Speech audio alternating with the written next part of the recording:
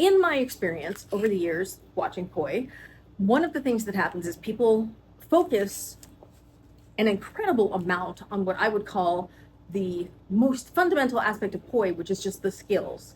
And then they just execute the skills again and again. To me, this is spinning. Spinning is where you do the moves, and then you do the moves and you do the moves. That isn't necessarily stylistic, and it doesn't necessarily have much personality to it. But on a technical level, it can have extraordinary impressiveness because of the difficulty and complexity of what it is that people are executing.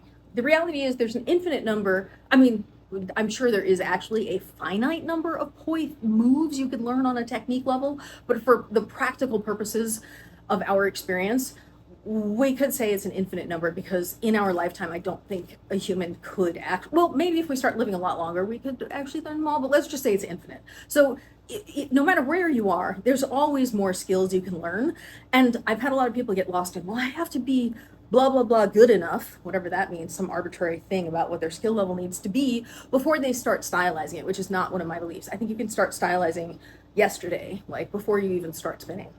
So that leads to the next 5 layers on top of it.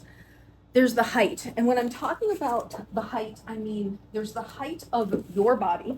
Like, you could just be standing, but you could be lying on the ground, or you could be jumping, or you could be squatting, or you could be on your tiptoes, or you could be turning. Any one of those things could be happening. But there's also the height of the poi, right? Because if you just take your basic weave, and you do this with me, right? So this feels like one thing. This feels like something else. This feels like something else. This feels like something else. Each one of these, at each of these positions, feels like a different thing. And then visually, being able to move between them creates something artistically and expression-wise that's creating a variance for the audience. Now, the idea of the 7-layer dip leverages what I think of as the 3-second rule, where something in your performance should change every 3 seconds, at most. And that's a good baseline for what you start with. So these layers are things that can change. Even if you stick with the same repertoire, you can modify these elements to give yourself what appears to be a bigger repertoire. Because although this move is the same, when it's expressed in all of these different ways at all of these different heights, it is still visually different, which creates an effect while you're performing. Height. There's the height of the poi, there's the height of your body, and there's the relative height of the two. Because you could be tall on your toes, but you could have your buzzsaw down here. Or you could be lying on your back on the ground, but you can have your buzzsaw above your face, right? So there's all 3 of those aspects of that. We all know size matters. This one should not be difficult to prove. When I think of the size element, even if we go back to the same weave concept, this is a regular size weave. But if I take my hand path and I make it bigger, so now I'm doing something, the technique is essentially the same, you're still going over, under, home, but I'm making a bigger circle with both hands, which changes the size of the expression of the move. You can also change the size of your poi. So for example, I could wrap up one poi, and I could have the other poi long, and I'd be doing a really big hand path with the one that's long, but a really small hand path with the one that's tiny.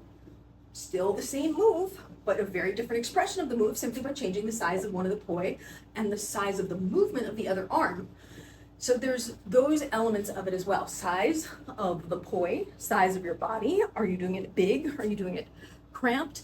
And the relationship between the two. If you look at something like this together time pinwheel that you like, we talked about going big, but then you could go asymmetrically big. So one is big, one is not. Or the other is big and the other's not. Or you alternate. All of those things leverage movements that you know.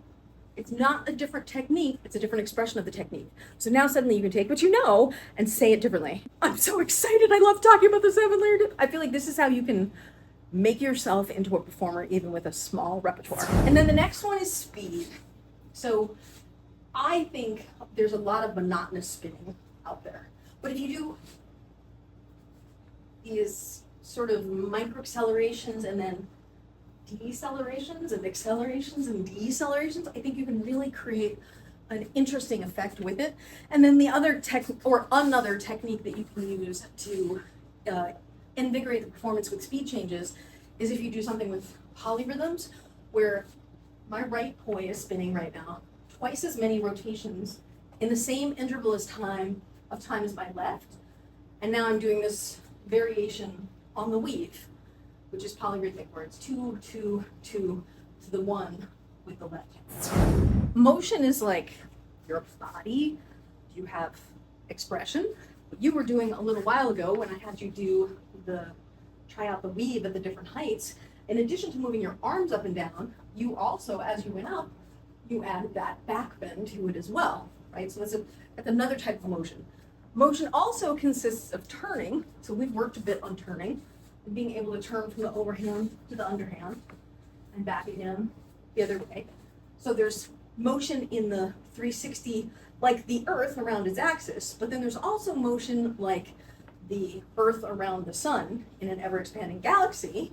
So if I took that same pattern that I was just doing, the weave turnaround, and instead of standing in the same place, if I do it where I'm moving through the space, that's another whole level to the motion equation. Rhythm and flow. Flow is the ability to get to the moves. Rhythm and flow is being able to get to the moves while you're rhythmically working with the music. So this is about connection with the music. This is a tough one, because if you don't got no rhythm, you don't got no rhythm, and I don't know what to say to you. I've met people who can't count, like they can't find the downbeat, so they don't know how to actually count music. There are people out there who have that, and I have been at a loss for how to teach them how to find the downbeat, other than like big drops in the music. Like if you can't tell, I haven't figured out how to describe it well. The last part is presence, your dramatic presence, and all of the things that you do to sell it, right? So maybe that's wearing your high heels and wiggling your butt the right way, or maybe it's your costuming, maybe it's the attitude, maybe it's your cute curls, maybe it's the dye of your hair, maybe it's your glitter, whatever it is, maybe it's all of those things. And then it's the energy that you do it with, which, you know, as you get more confident, you'll have more choice over all of your energy. I think the other layers before that, though, become the ones that are sort of formulaic. And I think those are ones we should play with right now. The height, the size, the speed, and the motion.